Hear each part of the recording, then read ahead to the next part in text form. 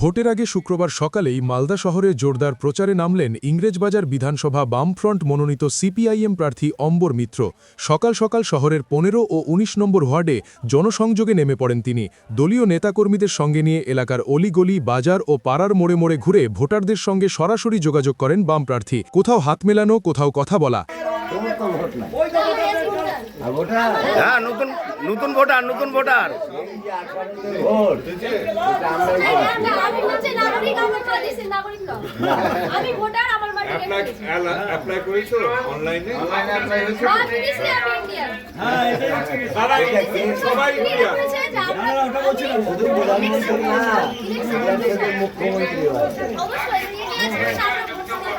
প্রচারের ফাঁকে সংবাদ মাধ্যমের মুখোমুখি হয়ে অম্বর মিত্র বলেন, মানুষের বাড়ি বাড়ি ঘোরার মধ্য দিয়ে মানুষের মধ্যে যে সারা, এগিয়ে আসা, হাসি মুখে অভ্যর্থনা জানানো, তা আমি উপলব্ধি করলাম।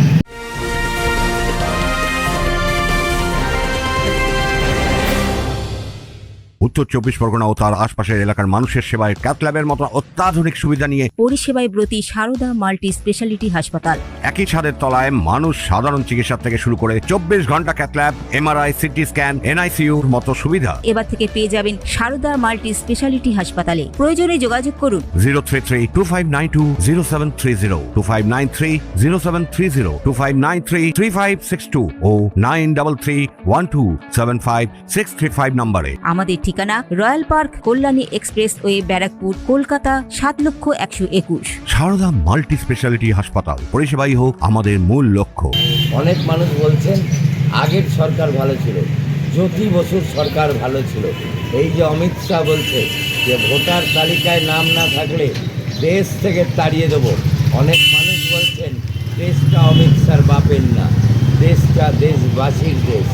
সুতরাং অমিত শাহ জবাব পেত যদি জ্যোতি বসু থাকতেন। আজকে মমতা ব্যানার্জি মুখ্যমন্ত্রী, তার পেছনে ময়লার দাগ, তাই উত্তর দিতে পারছেন না অমিত শাহর কথা। আর হাজার হাজার লাখ লাখ মানুষের নাম এসআইআর করে বাদ দিয়ে দেওয়া, মানুষ গুমড়াচ্ছে, মানুষ খুঁজছে। 23শে এপ্রিল যাদের নাম তালিকায় আছে তারা এই তৃণমূল এবং বিজেপি, যাদের যৌথ চক্রান্তে এসআইআর করে নাম বাদ দেওয়া হয়েছে। আমরা 15 নম্বর 19 নম্বর ওয়ার্ডগুলো বুঝতে পারলাম তারা সঠিক জবাব, মুখের মতন জবাব দিয়ে দেবে। মমতা ব্যানার্জি না পারলেও দেশের জনগণ, মালদা শহরের মানুষ বিজেপি এবং তৃণমূলকে জবাব দেবে। Bureau report, news Bengal today. Meghbela লাইভে আপনার পছন্দের টিভি চ্যানেলস সম্পূর্ণ বিনামূল্যে, শুধুমাত্র মেঘবেলা ব্রডব্যান্ডের কানেকশনের সঙ্গে। মেঘবেলা ব্রডব্যান্ড, বাংলার ঘরে ঘরে।